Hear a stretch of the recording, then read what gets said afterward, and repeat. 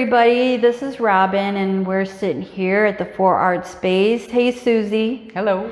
So this is Suzy Nolan and we are going to talk to her today about her beautiful pieces that she has up right behind her. So how you doing today? I'm doing fine. It's a rainy day. Came through all the rain and the construction. Yeah, made it here. It was all good. Awesome. Been busy this year, but haven't been very many places, just been busy. Yeah, creating, I hope. Creating, yes. I have some new things that are in the works that are small, that have been in the works for most of the year. I had sidetracked with some commissions and stuff like that I do as well. And they kind of have to come first ahead of other stuff that I'm doing because I don't have any other major shows or anything going on right now other than the Rocked and Rolled that's down at Illinois State. Right. Not Illinois State, Southern Illinois. Southern Illinois, yes. Yes, and that looks really good.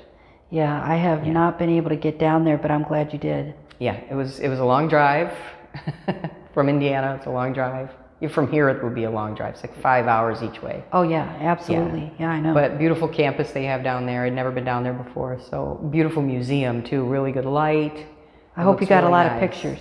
I did take some photos. Good. I got some photos of the wall and our display of the vinyl and spin it, and a lot of the other stuff that has also been at the Lockport location when they had all the geographic, like all the rocks and crystals and cool rock and roll memorabilia and awesome photos and of other artists that have been in that show. So it was a good show. Awesome. I was glad I took the trip down there. Yeah, me too. I'm glad it wasn't raining on that trip. I had a clear day pretty much for that. So, Suzy, tell us about what we're looking at right here behind you. Well, since it's October, I brought some of my more fall-inspired artwork. Most of these would fall under my Hoosier Habitats series, which is mainly things that I find in Indiana, whether it's nature, whether it's an old tractor in someone's field, birds of all kinds, critters and weeds and horseshoes and anything that I find that just interests me as a moment in time where I've stopped to look at something and might be disregarded or unregarded by somebody else that never would have even seen it in passing. This one here is called Autumn Ice Reflections. These two were both based on a similar set of reference photos that I took when I was at this location, which is really kind of like on the side of a rural country road. Yeah. Where it's in that time of the year. We're not getting it this year thanks to global warming, but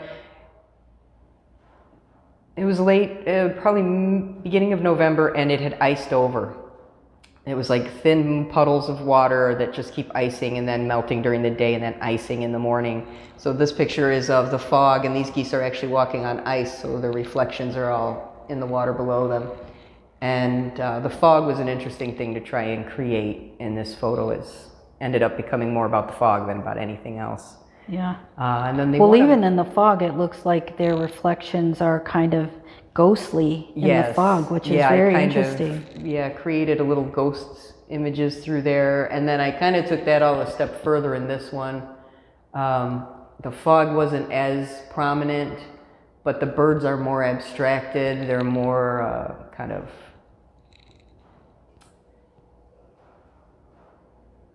in their raw state before I finished them off to this state. Yeah. And they also included, this one has vultures, which you don't see in the top, but you see in the reflections upside down in the ice and the trees. And there's also some, on the upper part on the land, there's like some green, like ghost lights or swamp lights that kind of have vague hooded images behind them. So it gives you a little more to explore. That one's called All Hallows Eve. Oh yeah, because I definitely see like, ghostly looking things up there. Yeah. I might even see Jason from the Friday the 13th in there somewhere. He might be lurking, you never know. He might be lurking in there. And then this other one is just from my backyard. I get a shot through in the wintertime and in the late fall when the leaves have fallen. I I get one good spot where I can see the moon. Everything else is usually Yeah, covered in that's trees. beautiful. So it's kind of like looking from my yard through the trees into the moon. And So is that your shed and garage and stuff? that's actually the neighbors. Oh, okay. The neighbor's shed and a garage behind it, and the trees have lost all their leaves, and the birds are still, crows figure prominently in some of my artwork. Yeah, I love it. It's our family totem, and it's my mother's last name, so it's something I've always liked to incorporate when I can, but I don't like to overdo it. I don't like to put it in everything. Believe me, I appreciate crows. I do them a lot myself. I think a Yeah. lot of artists really can relate to birds in general, and I think in a lot of artists' work you see crows, ravens, you name it. I mean, Yeah, and I love vultures as well, like the turkey vultures that we get around here, and I've been seeing them more and more, even in the suburbs here, like towards Naperville and stuff. If you look, you'll see a group of them up in the trees, and they take you off guard because here we're not used to seeing them. So Right. what I'm getting to the take of it is their habitat is being removed, so now they're having to find alternative spaces to be. Yeah, and a lot of trees have come down in certain locations. Even in Indiana, I see a lot more of them, and I see them over my property a lot. And a lot of times they're just looking for something dead. They get a lot of raccoons and dead creatures along the road and stuff, but yeah, they do tend to congregate. And when I'm down in the Kankakee marsh, I have seen whole trees with them just clustered up on top of them. I did another piece that's not here today, but it's of a treetop heron. He's a beautiful blue heron. He's way up in the top of the trees in the morning in the marsh. And as I traveled down the 10-mile road a little further, there was a whole kind of a deadish tree. There wasn't really any leaves on it, but it was full of of turkey vultures. And I was like, oh, I had to jump out of the car, and I took photos, as many as I could. And they didn't even try to fly away. So they're like, pretty good. Somehow, though, a lot of my artwork ends up with geese in it. And I don't really know why that is. Maybe just because they're so common here, especially in Indiana, but kind of everywhere. The Canada geese are just kind of everywhere. And I see them all the time, probably as often as I see squirrels, I see Canada geese. Yeah.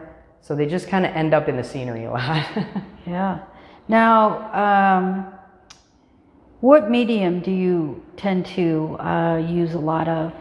Mostly I work in oils. If I'm playing around, I'll use like Chinese brush painting, drawing. I do some metal point, but that's a much longer process because the metal has to get laid down very precisely. You can't make any mistakes. I mean, like if you make a mistake, it's there. You can't erase it or cover it in any way. So mostly I do work in oils, and I work on wood instead of canvas for the most part. Guys, just forgive us for the noise, the background noise, because the center that we have our studio is currently under construction. So ignore that, will you? And we'll try to ignore it too, because really there's nothing that we could do about it. But with the type of work that you've been doing, and you've been with 4Art off and on throughout the last few years. So, and I've watched you've grown through that time. What would you say has been your biggest inspiration when it comes to creativity? I would probably say the Art Diaries series the shows of those that you would do, because they pushed me, and usually they were 3 sets of 3, so that pushed me to come up with an idea a lot quicker than I normally do, and to see it through on a time frame, to have it ready to go. And I really, that was very inspiring to me, just because someone else is presenting me with ideas. And usually I'm just coming up with ideas on my own, or things that I experienced. So having someone else suggest something is definitely inspiring to me. And the same thing like with the Spin It show. Because I did the first one, or I think it was actually your second one, but my first one, and then the one right after that was going to be for this Rocked and Rolled show. And then I really pushed outside my boundaries. Yeah. And bought a heat And that's gun really- and really played around more than Right. I'd ever had done before, especially with a medium like that. So. Well, I'm glad that you said that, because that's really what those shows were always about. Yeah. Any show that that I had prepared to curate wasn't just for my own fancy. You know, it was really so that I could help push the artists to think outside of the box, try something new for a change. You know, we've talked about this even in some of the group sessions about, you know, the tendency of artists, you know, doing the same routine over and over and over, and being stuck inside of this routine so much so that it becomes, it gives them, you know, like an anxious feeling, or they feel angry, Yeah. you know, they're upset with themselves, or whatever the case may be. I think with the shows that I've been, you know, curating, has been just so artists can relax, try something new, have fun with this material.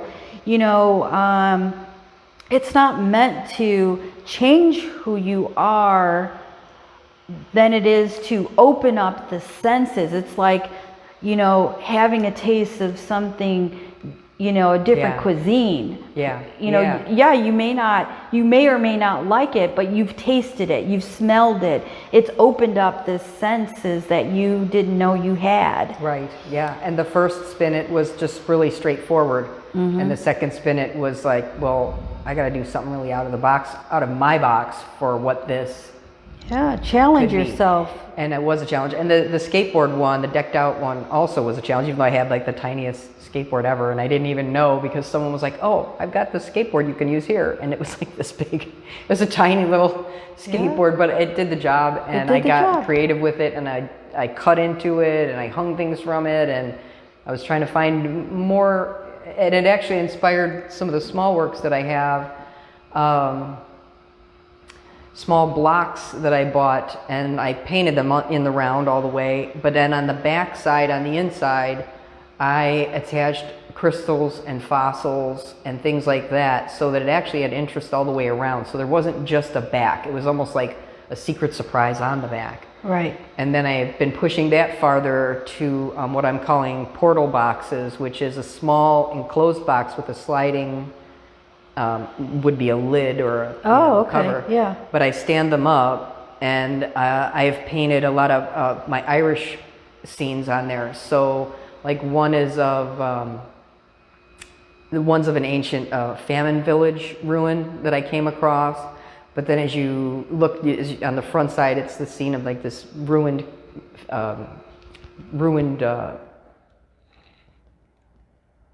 hut, or it's all stone, you know, the roof is gone.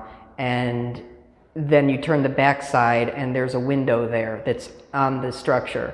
And that window shows how there's a giant tree trunk growing inside. But when you open the box, then it opens you into that window, and you see the interior with all this beautiful moss and the trees catching the light. You know how like the open roof has allowed light to come inside and allow all this greenery to grow. And there's another one that's of one of my favorite locations in Ireland, which is an old mansion that's ruined, Menlo Castle they call it. It's multiple stories, but no roof again. And so I did the outside, again, looking into the interior, which is incredible, just because the remains of old stairways and all these other things that were stone. And then there's just this incredibly glowing green moss that's just growing on the tops of all these rocks. It's stunning. And then when you open that one inside, you're inside the castle looking out to other structures that are outside. And I did get to visit, this is right pre-COVID. I actually have gone to Ireland just before COVID, and then just in August. Okay. So I had gotten to go to one of my favorite sites, which is Newgrange, which is an ancient burial mound. It's one of the oldest sites on Earth. And it's just like this dome, and then this white quartz built around it. Oh, wow. And I got to do the tour. They take you inside, and on the winter solstice, a beam of light is lined up directly to come into this window box that's above the actual entrance. And it's pitch dark inside there. They simulate that. throughout the year because everybody can't go in the Right, winter. right. So they let only like 9 people in there, close it off, it's pitch dark, and then they have a thing that simulates how the sun would be coming in that window box and how it makes a crack of light along the floor and comes all the way back to illuminate the backside. So one of the portal boxes is of that. It shows you like the dome with the night sky coming down on it. And then when you turn it around, it's got the entranceway, which has this beautiful megalithic stone that's covered in spirals and wow. hexagons.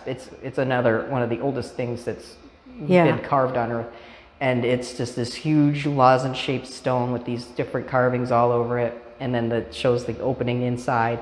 But when you go and open the box all the way, the interior is the roof of Newgrange, the interior roof of the burial site, which is layered stones. They're kind of all different colors, but they're layered flat and flat and flat, and they create an interior vault ceiling that's, or a corbel vault type of ceiling, and bone dry. The thing has never leaked water. Wow. And it's just, you'd swear looking at it, like, how in the world could you not get water in here? There's grass growing over the top of the dome, it's soil up there.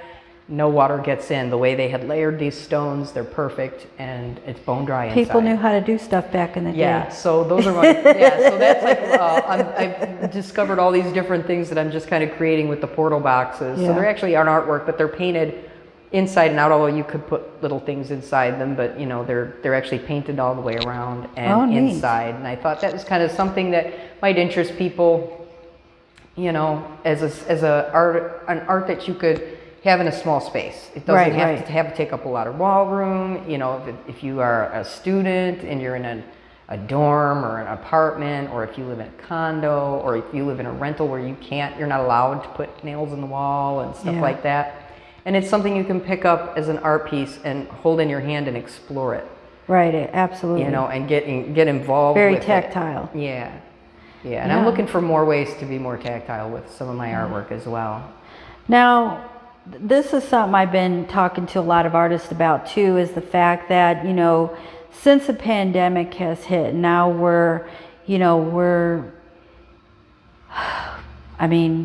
next March will be 2 years, believe it or not. And it's not, March is not even it's a hop and a skip now. Right, we're already in October. So, but, with everything that's happened over the last year and a half, what are some of the things that you've started doing as an artist to get your work out there? Have you explored building shop pages like Etsy or Squarespace, or like some of the things that you can actually put your work on and sell it, or marketplace on Facebook? What are some of the things you've been exploring? Looking at Etsy. I'm looking at Etsy for the smalls and things that would be easy to ship, right, and stuff like that. I'm also looking at potentially putting some of my artwork on clothes, or on things like that, like T-shirts or sweatshirts. I have some imagery, like not this kind of imagery, but I have some other imagery that would work on that. Yeah. So I'm kind of exploring those things, which I really never looked at before. But then I started watching during COVID a bunch of YouTubers. They all have merch. So I'm like, I need to make me some merch. And I'm working on that my idea. advice to you on that is make what you feel. Like for me, when I've made T-shirts, I make them because I am a T-shirt wearer. Yeah, me too, normally. So do you know what I mean? Like what I always tell artists, I don't say that making merch is a bad thing for an artist. But what I think is bad for an artist to do is make merch that does not fit your personality as an artist at all. Right. But you're just building it to make it. But I can tell you, if you do it that way, you're going to feel miserable because it's not you, number one. Right. And number two, if it doesn't sell, that just makes you even more angry. You know what I mean? So make stuff that you enjoy. Right. Like the stuff that I do on the CDs, I recycle the CDs and I paint on them, I draw on them. I make them because I do enjoy making them. Right. Until I don't enjoy it, I won't even bother anymore. You know what I mean? But they're cheaper product for me to sell for $20, $25, $30, you know what I mean? Right. But if I didn't enjoy them, I wouldn't make them. Yeah. So my advice to you is make merch that you enjoy making regardless.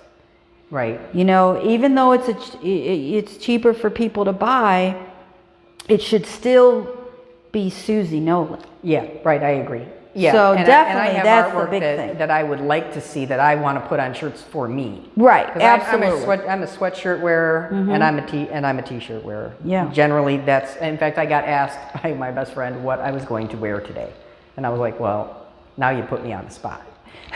Yeah, and I mean, this is, So you're saying I shouldn't just wear my t-shirts? Everybody else is wearing their t-shirts. That's right. So, we don't dress up here. Yeah, I'm an artist. I'm lucky. But you look nice. I love it. Yeah, I was like, well, this is my first video, so Yeah, you know, and I I'm love jazzing your up a little shirt. bit. Your Yeah, shirt I do. is I awesome. actually love this shirt. This Yeah. is one of my favorite shirts. Yeah, and I it's love so it. hot. For me, it's hot. You know, Yeah. whenever I come to the building, it's pretty hot in here. So I was like, no sweatshirt today. Yeah. But yes, I that's sort of like I'm not a hat wearer, so I probably wouldn't put things on hats because Right. I don't wear hats. Do stuff that Yeah. you enjoy doing, you know, and that's my advice to you guys out there in YouTube land is, you know, I know that all of us have to make money as artists and we're going to find ways to do that, but do stuff that you enjoy. Right. Do stuff that's part of who you are as an artist. I don't care if that's still be making the art that you're doing. Right. I whether don't it's care if this it's or a whether it's sticker. that. I don't care if it's a t-shirt, but make sure that it fits your aesthetics already. Like it's part Right. of who you are. You know, I love stickers. Believe me when I tell you, I grew up collecting stickers. Yeah, I did haven't made too. That any was my era. stickers. I haven't made any stickers without, I mean, my logos, I have made Right, stickers yeah. because I have to stick them on the back of my art or on, you Right. know, when I'm shipping stuff, I'll stick one.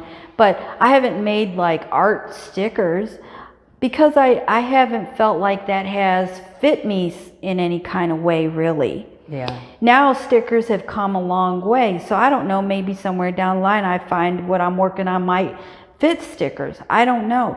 But certainly Right. I'm not just going to put my art on stickers just because. Just You get me? because, right. Even though I love stickers. Yeah, I know. I hear I'll that. collect them all day long. Yeah. You know, if you make a sticker, you better believe I'm going to get one. I know whenever I get a sticker, I'm like, what am I going to stick this on? I have to find something. You know, and I'm like, Absolutely. it's going on this. There we go. But I'm just saying, Yeah, I and love I always, stickers. my big advice, as you've heard me probably say a billion times, do you. Yeah. Do what you're proud of. Do what fits you. Do what says, hey, that's a Suzy. Right. You know what I mean? I don't care what it is. Just make sure you're proud of it and you put your whole self in. Whether it's a $5 sticker or a $10,000 art piece.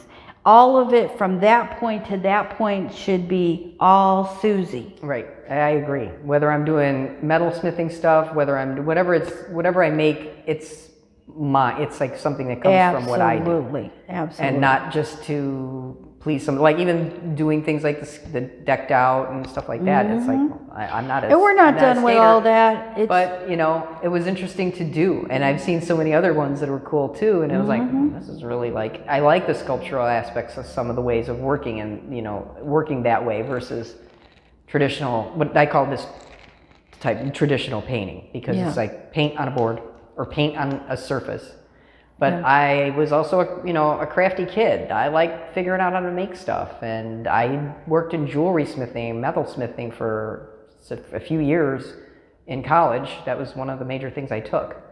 Yeah. But I don't get to use that very often. So now I'm exploring more of doing a lot of that. The materials are more easily available. Yeah. So that makes me want to explore those things again like I did when I was young because they're available.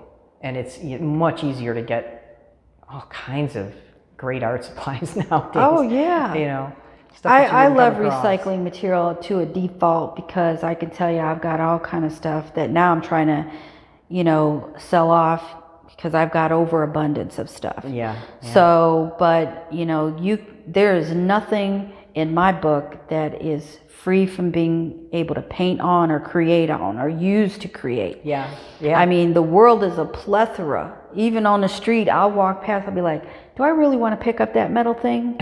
Yeah, I think I will, because I can use that for something. Yeah. You know what I mean? So if I'm at a yard sale it's a or no holds something, barred. You know, I come home with all kinds of crazy old tools. Oh, and man. we don't even know what they are. I'm like, I don't even know what this does, but it looks cool. Yeah, those and if are I can't dangerous. use it, I'm going to at least do a drawing of it, and render it, and Yeah, like that. we have these market days in the west suburbs from my house, where they break it up into 2 days. One side of Bridgeview, those families open up their garage sales. Whoever wants to sell their stuff, they open one day, and then the other side opens up the next day. So you can go up and down the neighborhood, and whoever's got their garage open with stuff, though, that is dangerous territory for an artist, because you're always going to find something. I always find stuff. Oh my god! And I'm just like, my mom's like, oh, do you want to go? I'm like, no, I'm not even going to go look. I don't, because you can't just look.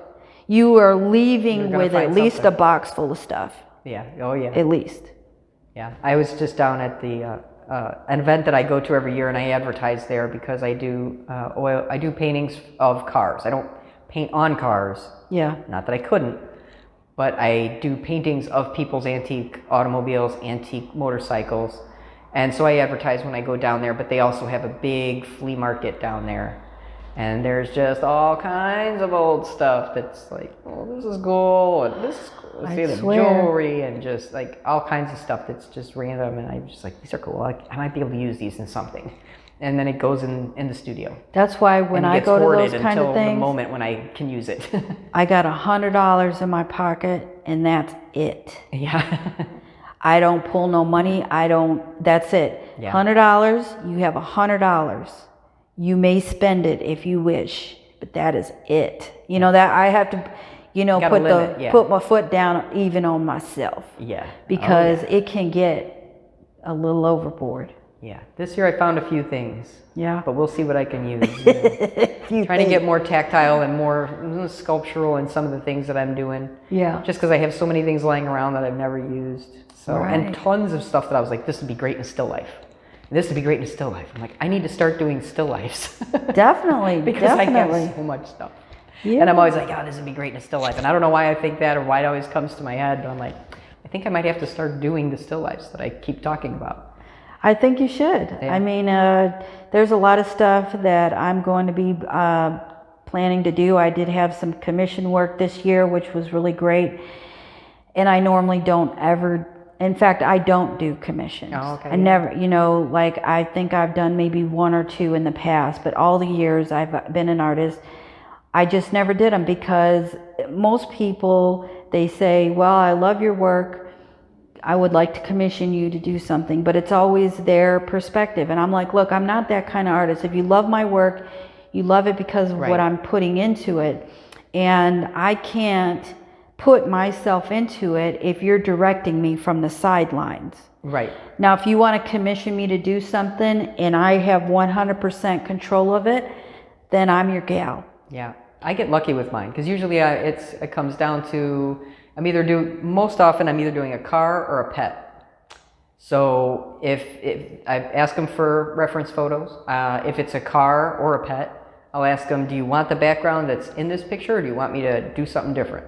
You got a favorite scene? You got a favorite place? And most people don't even think about those things, but they're like, well, actually, and I did one for my husband's boss that was a gift, and she wanted her brother-in-law's car, but on his favorite golf course, which of course you can't park the car on the golf course. So I was like, just give me the photos of each thing and I can put that together, because that's what I do.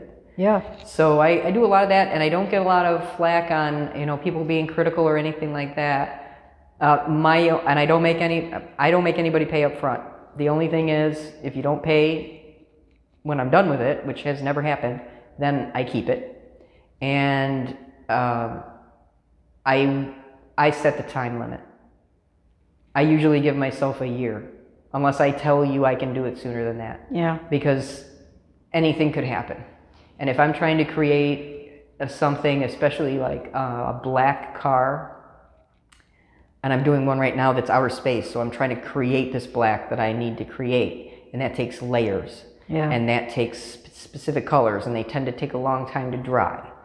and I don't like to get too experimental on actual pieces. So if it takes that amount of time, I'm not going to use dryers and try to rush it. It's just going to take that amount of time. Absolutely. So I always warn people, don't, if you want this for Christmas, you better know that you need to tell me a year in advance to make sure that I can have it ready for you, dry for you. Yeah. If I need to build you a presentation box, I will build you a presentation box. I don't charge anything extra to do it. I've done a lot of memorials of people's pets. So sometimes in those cases, I'll build them like a little box to put it in and use like really classy, like high grade wrapping paper and build them like a nice, beautiful presentation box for the painting, even though they're going to hang it up or whatever. It's like, yeah, but I want you to have it in a way that's beautiful.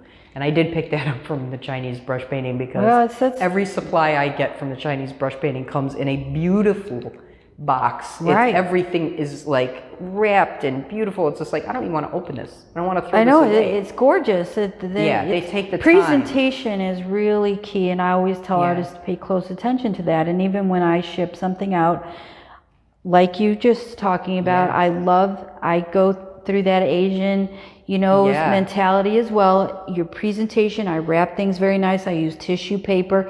I try not to use a lot of material, but what I do is I try to use materials that are biodegradable and not send anything with any extra plastic or bubble wrap, whatever. I'll use things that I know that can be degraded properly.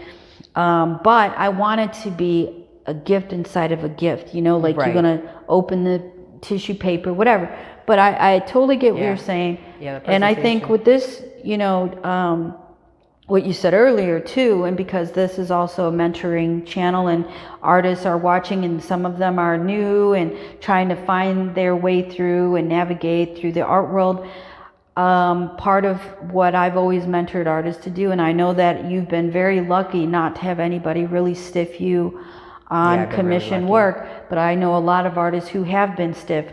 Always, people, trust me when I tell you, get 50% upfront, non-negotiable, non-refundable. And you tell them and you give this to them in writing.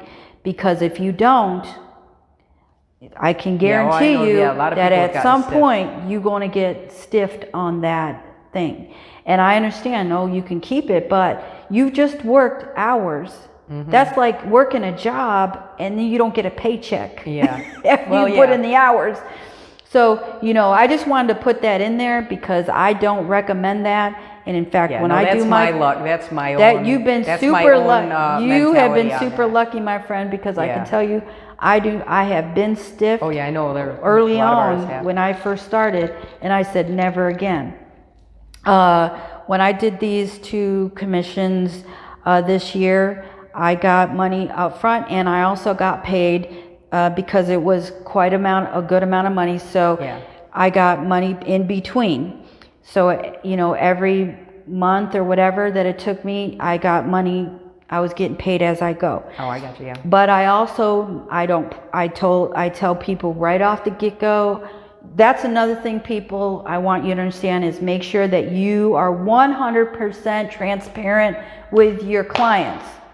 Yes, absolutely. Transparency is so important. You want to be real with them, and that's good that you are because you don't want to promise. I will tell you what I can do, and I will tell you what I can't do. If you want a person in it, I'm going to send you to a portrait artist because I don't do that. Do not pretend that you do things that you don't, because when you show up with something that is beyond your capability, you have lost a client and you will never be referred. Right. Because this goes both ways, That's true. So, but what I'm with you, I tell people, listen, if you're expecting things on a specific timeline, I'm not your person. If you're expecting to direct me in any kind of way, I am not your person. I can refer you, but I am not the girl. If you want what I do, then I have to be inspired. Sometimes I have to look at a material for weeks before I see what the magic that's about to happen on this material. Right. I have to touch it and look at it. And, especially when you're dealing with automotives or mechanical things, it's like absolutely. I have to determine how much detail I'm going to put in there because I do I don't do what I would consider realism. I'm not going to make it look exactly like a photograph. Go take a photograph. That's what photographs are for. This is going to look like it's made out of paint because that's what I do. So it will look like it is made out of paint. Yeah. And Be it real will with look your like your clients. car. And I've been very fortunate with that. And with the pets too. I've been very fortunate with that as well. But I do enjoy doing them. Yeah, I think people get wrapped up though in the money aspect of it. And I know a lot of artists that will take commissions and they don't know what they're doing from beginning to the end. They do not know. And then they show up with a product and the client is like, what is this? What is this? You know? Yeah. And then they have a nerve to be shocked. Well, you deceived your client in believing that you were able to do something that you couldn't. You've never done it before. And I'm not saying that just because you haven't done it before, you can't do it. Right. But before I took on one commission, I said, well, I knew I could do it. But I did a practice one first before I started on theirs. Yeah. Do you know what I mean? Like I wanted to know for myself that I could do it. Right. Because then I would have said, here's your money back. I tried it out and I'm not feeling it. You know what I mean? Or whatever. Yeah. This material doesn't work for me. But I let them know that. I told them, I said, yes, send me your material. I said, I'm going to get some for myself and I'm going to do a practice one. And my practice one was dope as F. You know what I mean? Like it was dope. So I was very proud of myself that I was like, okay, now I feel confident I can work on their material and all is right with the world. Right. Yeah. Yeah. I did the same. When I first was going down to the Newport Hill Climb, it's an antique car competition. So I'd gone down there a few years and photographed a bunch of cars and met some people who were big in that specific channel, that hill climb in Newport, and they've been going every year and they win awards and they got all these trophies. So I did a painting for the guy with free. He didn't even know it was coming. It was a surprise for him. He was, he just I think he just passed away over just before COVID. But we used to call him like the king of the hill because he's Hank and he's won all these awards, so I did him one. And he was a friend he was a good friend of my friend. So I went ahead and did it and presented it to him. And then he gave me permission every year at the hill climb to put my signage right on the corner, right as each of the cars are coming around. It's right on the main drag. So, and then where we camp out in the field, there's a big sign on our camper out there too. So that freebie got me 3 other commissions right off the bat and got me free advertising. Wow. So I felt that was a good enough benefit. And I think every artist has to weigh for themselves, like what they think is, like, what is it worth to you? And it isn't always money. Sometimes you got to put something out there to get something back. And that was, and I did. And sometimes I put it out there and not expect anything back. Yeah. Because sometimes you just got to give. Right. Yeah, and I just like, this would be cool for this guy to have it. He loved the painting. Yeah. He was totally surprised by it. And the signage had helped me get several other people over the years of me going. And I don't push it and I don't like go crazy to advertise it because I want to have time to do the artwork that I do and do a good job on the commissions that I do. And I still have a couple of friends who just randomly like commission me to do work for them. And so they keep me busy too. And then the pet commissions, they're usually on the small side, for most people. It's affordable for them. Unlike most artists, I charge less for my commissions than I do for my work because I set the parameters of my commissions. And my people who have seen someone else's and that's why they're asking me, they know what they're getting. And they can go on my website and my card has like 3 or 4 different images, my business card, of like the type of work that I do. So it's very plain. This is what it's kind of going to be. You can pick your size. I have a price for different sizes. That's what the price will be. I'm not going to change it on you. And I'm going to specify how much time it's going to take me to do it. Yeah. And I won't bug you, and you can call me here and ask me any questions you want. But this is what I do. And then if you don't want it at the end, which has never happened,